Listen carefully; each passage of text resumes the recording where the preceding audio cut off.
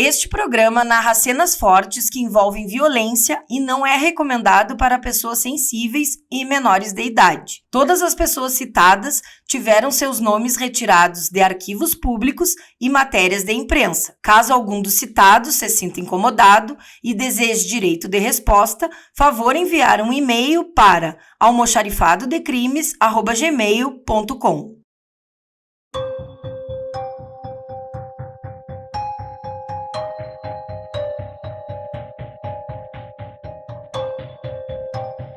Olá, eu sou a jornalista Rochelle Barbosa e começa agora o podcast Almoxarifado de Crimes. Esse podcast é um oferecimento da Funerária Padre Germano, que fica na Avenida General Malé, número 98. E Rota Sul, aplicativo de mobilidade, seu jeito inteligente de ir e vir. Então tá. Salve! Salve! Vamos para esse novo episódio, então, do podcast Almoxarifado de Crimes. E essa história é uma história inusitada. É um prazer, eu tô com um colega aqui, o Christian Ribeiro, que era, né, foi o meu colega de anos, assim, a gente se cruzou em várias pautas. E o assunto de hoje é sobre um tema, assim, que agora tá em alta, né? Porque vai ser lançado um filme na sexta-feira, inclusive, que vai ser junto com o podcast, sobre o Maníaco do Parque. E, por incrível que pareça, né, ele foi preso no Rio Grande do Sul e o Christian teve essa oportunidade de entrevistar ele, né, inusitado, né, isso. E aí eu resolvi trazer o Christian para mostrar essa abordagem também, né, como é a reportagem, como é chegar perto de um serial killer brasileiro, né, que é um dos mais conhecidos, né, na história. E então eu vou contar um pouquinho da história do Francisco de Assis Pereira, né, que ele era motoboy. Ele pelo menos matou 7 mulheres, né? E tentou matar outras 9. Então ele tinha assim, estatística de... Ele matou várias pessoas. Ainda tinha no processo, até que eu dei uma lida. Ele violentava, né? E depois matava. E aí isso tudo aconteceu em 1998, né? E ele confessou 11 assassinatos, né? Dos quais pelo menos 7 mulheres conseguiram provar e o corpo, né, foi encontrado. E outros 23 ataques. Também ele foi condenado, né, por crimes de estupro, de estelionato, de atentado violento ao pudor, homicídio, né? Devido na época não tinha lei de feminicídio, então ele foi condenado pelos homicídios. Né? E os crimes todos ocorreram no Parque do Estado de São Paulo. É meio fora da nossa realidade, mas trazendo para nossa realidade, ele foi preso aqui em 5 de agosto de 98. Ele foi preso em Itaqui. Ele tinha 30 anos na época, né? O Itaqui é uma cidade que fica a uns 700 quilômetros de Porto Alegre, sim, né? É longe pra burro. Muito longe, né? Consegue ser mais longe que Uruguaiana. E tu conseguiu entrevistar ele em Uruguaiana, né, sim, Christian? Uruguaiana. Nos conta um pouquinho como é que foi essa reportagem. Na verdade, Rochelle, é um prazer, em primeiro lugar, né? Tá aqui no teu programa, te desejar um sucesso. Né? Muito obrigada. E começar falando desse episódio aí. Na verdade, no Brasil não se falava noutra coisa nessa época. No 1998 foi o ano que eu entrei na RBS. Então, assim, eu era cru. Repórter recém-chegado. Recém-formado. Como a gente chama na linguagem, assim, de jornalista novato. E aí caiu essa bomba, assim, né, pra mim, porque tava no meu plantão. Eu lembro que foi à noite. Quando ele... Em agosto, frio, possivelmente. O Maníaco do Parque tava todo dia na TV, né? Todo dia, porque as pessoas não tinham uma foto dele, então tinham o retrato falado das mulheres. De como ele seria. De como ele seria e das mulheres que teriam escapado, né? E que ele teria tentado violentar e tal. Então, esse retrato falado tava todo dia na TV. E foi através desse retrato falado que ele foi reconhecido, né? Ele veio de carona, né? Pelo que a gente soube, ele veio de carona de São Paulo, entrou na Argentina e dali ele foi parar em Itaqui, encontrou o pessoal na beira do rio ali, pescadores. Era um casal de pescadores, pessoas muito simples. Sim. E eles desconfiaram porque ele estava com fome, pediu algo que comer, estava muito sujo e já estava muitos dias caminhando com sede e com fome, maltrapilho. E aí ele pediu algo para comer e esse casal o reconheceu pelo retrato falado. E aí... foi um casal que denunciou. Que denunciou para a polícia. deram água pra ele, eu acho que até deram um pão pra ele, alguma coisa assim, e chamaram a polícia. Olha, eu acho que o maníaco do parque tá aqui. Nossa, imagina, Itaqui é uma cidade pequena, né? Itaqui deve ter 15 mil habitantes, não sei exatamente, mas é pequeno. É pequeno. E de uma região assim ali, fronteira oeste, né? Próxima à Uruguaiana, né? Eu Sim, acho que é fronteira perto oeste. de Uruguaiana. Aí a gente ficou sabendo porque a polícia avisou a RBS já, olha, a gente tá com o maníaco do parque. Então tinha que fazer esse translado dele de Itaqui até Uruguaiana, isso demora 1h30 mais ou menos. E acho que ele foi preso 8h30 da noite, por aí. Eu me lembro que chegou em Uruguaiana, eram as 11 da noite. E te chamaram no plantão. E aí me chamaram no plantão, meu chefe tava no hotel já, e o meu chefe, cara... tu que tá de plantão, nós pegaram o maníaco do parque, acharam um cara em Itaqui. Imagina. Então tu tem a oportunidade de ir lá tentar entrevistar ele, né? Eu saí do jeito que eu tava. Saí me escabelando e fui direto pra delegacia, porque ele ia chegar direto na delegacia e lá tem uma cela, né? Pra aquele primeiro momento. Isso, que prendem, isso. né? Todas as DPPAs têm uma cela, né? Que é pra guardar pra depois. Sim. E eu cheguei antes dele, eu fiquei lá um tempo esperando, eu e um cinegrafista. E aí, quando ele chegou, já foi direto pra cela e eu tentei... Eu fui o primeiro repórter que tive contato com ele, né? Nossa! E aí eu tentei conversar com ele tava do outro lado da grade, assim, eu cheguei perto dele e eu lembro que a primeira coisa que ele me falou, ele disse assim, tu tá com medo, né? Ele já tentando me intimidar, porque essa cabeça do assassino, do psicopata, ele tenta... Ele sabe usar as pessoas, né? E tenta... te manipular dessa forma. Sim. Né? E eu lembro que ele falou isso, tu tá com medo, né? E eu olhei pra ele assim e disse, não tô com medo. Mas eu quero te entrevistar, saber se tu cometeu esses crimes. Sim, se realmente ele teria feito todos tudo esses aquilo. crimes que tu tá sendo acusado. E aí ele disse... Ele deu uma pensada e disse assim, eu não vou falar para um repórter. Eu quero um advogado. Sim. E ficou naquilo ali. Aí eu tentei fazer mais umas 2, 3 perguntas e ele não foi acessível, né? Mas ele não me olhava no olho. Ele ficava assim, meio baixo, meio gacho, assim, meio distante, assim. Ele só me olhou quando ele falou aquilo que eu tava com medo. Aí ele disse assim, amanhã tu vai estar falando depois que tu achou o maníaco do parque, tu quer ficar famoso, né? Ah, ele te intimidou, ele tentou te intimidar. Sim. Nossa! De 2 formas. A primeira foi essa, do medo, e depois desse jeito, dizendo assim, eu sei como é que tu vai me chamar amanhã. Amanhã vai estar todo o noticiário dizendo que tu conversou com o maníaco do parque, né? Então tu é o maníaco do parque, eu falei pra ele. Ele disse, não vou falar mais. E encerrou a entrevista, foi tudo que eu consegui arrancar dele naquela noite. Mas tu conseguiu filmar ele ali, nós temos essa imagem dele, inclusive, a cela escura, assim, só com a luz da câmera, né? Sim. Mas a gente conseguiu ter esse contato com ele. E depois daquilo ali, ele passou a noite na delegacia, porque no outro dia já vinha um avião para levar ele para São Paulo, né? Sim, até pela periculosidade dele, periculosidade. Né? Os crimes eram horríveis. No outro dia de manhã aí baixou toda a Globo, né? Vieram todos os jornalistas do Brasil inteiro, até do exterior, porque para acompanhar esse movimentou Itaqui e Uruguaiana. E eu lembro de ter acompanhado ter feito a matéria, desenvolvido a matéria, né?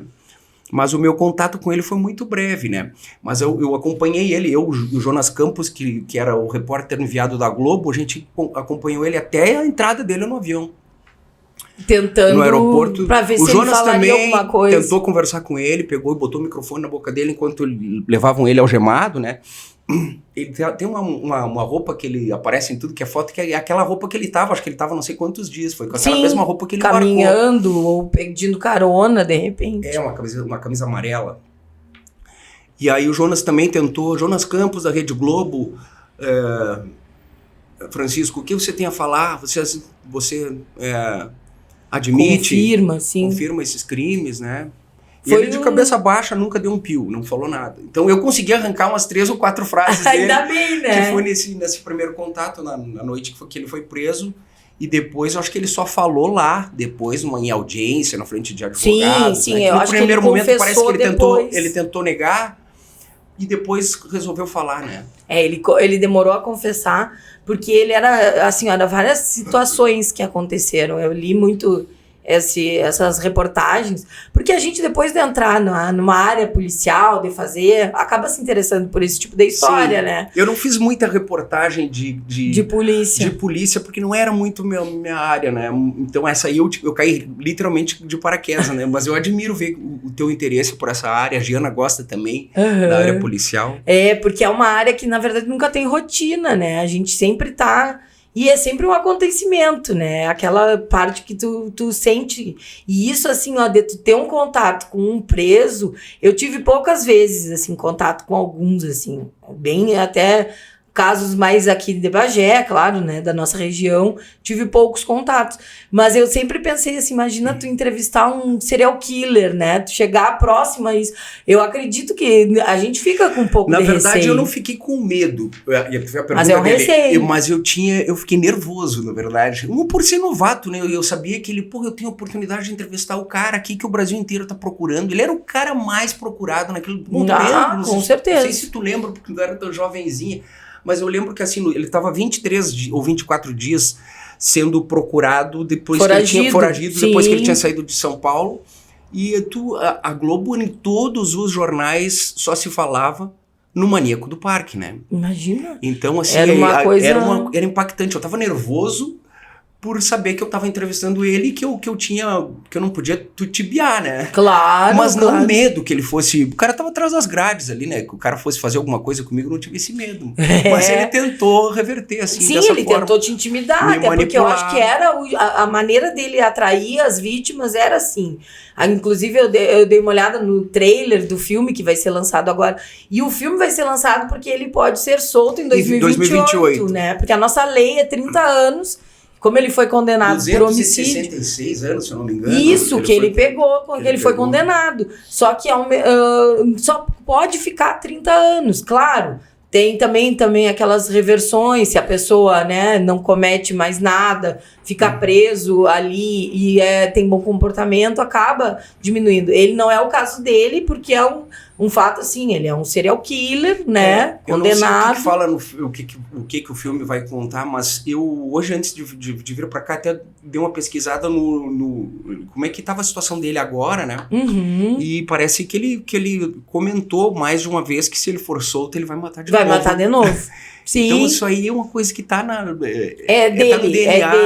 O serial killer, o criminoso. E assim, ó, a história dele é tão chocante, e eu quis trazer esse relato aqui pela importância do jornalismo, de ter chegado até essa pessoa, né, que é um serial killer. Mas a história dele é tão chocante assim, ó, porque teve casos dele que ele estuprou a mulher e ele tirou um pedaço do acho que o seio de uma delas, algumas mordeu, ele se alimentou, que ele comeu, diz literalmente. Que tinha, né? Então era com certos requintes, rituais de canibalismo. Canibalismo. Né? Então é uma coisa assim, ó, que tu não acredita que isso esteja acontecendo. E depois de tudo isso, ele já preso, as mulheres mandavam muitas cartas. Bilhetes e cartas pra ele, né? De amor. E presentes. Surreal, né? E presentes, né? Uhum. Tipo... comida, tipo, caixas de bombons, essas coisas assim. Tudo! Mimos. Mimos. Porque é que nem assim, ó, o Dahmer foi um caso assim também, que cometia canibalismo, e também as mulheres, apesar do Jeffrey Dahmer lá nos Estados Unidos, ele era homossexual, as mulheres mandavam também. Tinham esse fetiche, né? Que coisa estranha. Né? É uma coisa... Eu conversei uma vez com o Dr. Bulcão, aqui de Bagé, sobre psicopatia. Eu acho que é uma coisa do psicopata de ter de conseguir passar envolver de alguma forma, né? Nem da forma sinistra, o mais sinistra possível, mas tu consegue envolver pessoas dessa forma. Tanto é que ele matou 9. E foi condenado, e é uma pessoa... E ele admite que matou e diz que faria novamente todo esse tempo. E o Dr. Bulcão, como eu estava falando, ele chegou a me falar, uma vez eu fiz uma reportagem sobre psicopatas. Esses tempos eu ainda estava comentando. E os psicopatas, o que acontece? Assim, a pessoa pode ter um grau, nível cada mais baixo de psicopatia, que não é o caso desse tipo de agressor, né? Sim. Que eles chegam no extremo de cometer... Porque eles não têm nada com a vida humana. Tipo assim, ó, eles não têm sensibilidade nenhuma. Tipo, é um ser humano, mas eu não tô nem aí. Eu posso fazer o que eu quiser. E o Maníaco do Parque é esse relato. O prazer dele não era só violentar, ele tinha que matar depois. Ele tinha que matar depois. E ele não matou todas da mesma forma, né? A maioria por estrangulamento, né? Mas algumas foi assim como tu disse. Tipo assim, dando uma dentada na jugular, no seio, fazendo a mulher sangrar, deixando a mulher sangrando até morrer. E a maioria dos casos, por isso que era no parque, né, de São Paulo, no Parque do Estado, que era enorme, e a maioria dos casos ele fez ali. No filme, pelo que deu pra entender, eles vão contar bem a história dele, da vida dele, como ele era quando jovem, até porque isso aí a gente não tem muito relato, acho que é uma história boa de contar. Tu me falou da impressão também, uma das coisas que me chamou a atenção é o jeito terno e muito tranquilo que ele falou. Ele nunca levantou a voz, assim, ó. E parece que ele usava essa forma educada de seduzir, para seduzir as mulheres, para levar lá para aquele lugar onde ele ia cometer esses crimes, né? Não, e ele trabalhava como motoboy, e na época não era assim como hoje, que é terceirizado. Ele trabalhava como motoboy para uma empresa, né? Fazia aquelas tudo. E com os colegas ele era uma pessoa maravilhosa, uma pessoa educada, polida, assim, sabe? Então tu não, pensa ele sabia assim, conversar, tanto sabia conversar, porque... No entanto que tu te surpreende que como é que uma pessoa dessas, né, comete todos esses crimes, se transforma num monstro, né? Porque os serial killers hoje a gente vê, assim, ó, eu assisto bastante, né? Confesso que eu gosto, é a minha área, é uma área que eu gosto de assistir. E eu acompanho, assim, e realmente eles são fora da curva, assim, de uma monstruosidade. Mas eles têm certas peculiaridades, né? Sim. Essa mente perturbada, que a maioria deles tem essa postura de calmo, tranquilo, né? Que tu vai conversar, não jamais acredito. Tu vai... Claro, a gente tem essa mania de criar uns estereótipos das pessoas, né? E o Maníaco do Parque, eu acho que essas mulheres que depois seguiram mandando, né, cartas e coisas... Diz que a abordagem dele era muito educada, muito tranquila. Tanto é que ele convencia as mulheres pra ir lá pra tal do escuridão, lá do matagal, lá onde ele matava, né? Sim, no parque. No parque, muito. Embora ele não matasse sempre no mesmo lugar. Mas era em vários locais, né? Mas ele conseguia fazer com que a pessoa acompanhasse ele até o local que ele ia fazer o crime, né? Então, isso tinha que ter uma boa lábia e uma boa... Sim, e o que mais me choca hoje, porque assim, ó, daqui a 4 anos tem essa possibilidade dele sair. E é uma pessoa extremamente perigosa. Então, assim, ó, a nossa lei vai ter que ser revista em alguns casos, assim... Eu conversei com vários advogados nos Estados Unidos ele teria pena de morte, certamente. Com certeza. Certamente. Ou uma perpétua, dependendo do estado, né? E ele ficaria... Jamais o estado ia deixar essa pessoa novamente no convívio com a sociedade. Seria interessante até trazer um jurista, alguém dessa área, né, para nos explicar assim, por que essa lei tem essa brecha, né? Porque é uma lei muito antiga, na verdade. Agora eles conseguiram até reverter a de feminicídio mesmo. Agora foi votado e é 40 anos, né? Não tem mais a pena mínima de 30, é de 40. Só que ainda é muito branda, né? Sim. A gente sabe que as leis no Brasil, quem faz? É os deputados. Então depende muito da nossa política de mudar isso aí, né? Sim. E infelizmente, né? Como a gente tem muito político envolvido em muita coisa, acaba que eles não mudam para se beneficiar também, né? Eles. A gente sabe como é que é. Só que esse caso é um tipo de caso assim que a gente fica assustado. Tem a possibilidade daqui a 4 anos de voltar a conviver com as pessoas e provavelmente vai voltar a matar. Cometer os mesmos crimes. Ele seja solto.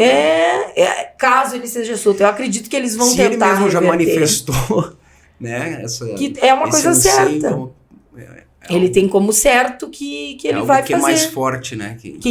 Porque ele tem essa mentalidade. DNA, claro. Né? Mas a história, o legal, assim, quando eu soube, inclusive foi a Giana que me contou, que tu tinha entrevistado, né?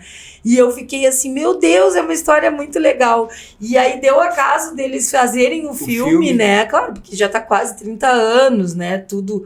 Isso, e o filme eu acredito que vai ser um sucesso. Esse filme é lançado quando? Na sexta-feira, junto com o nosso podcast aqui, que a gente tá gravando, agora é sexta. E aí, na sexta-feira, eles vão também trazer essa história, tudo. E um filme é da Amazon, eu acho.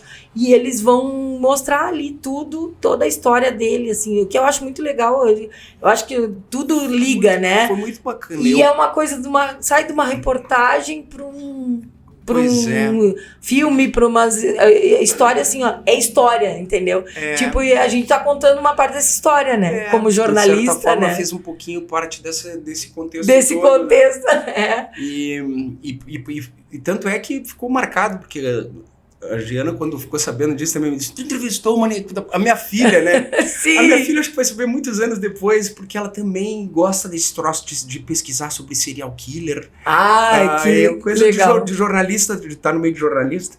E ela, quando ficou sabendo, pai, tu entrevistou o maníaco do parque, assim, o cara que tive o primeiro contato com ele quando ele foi preso.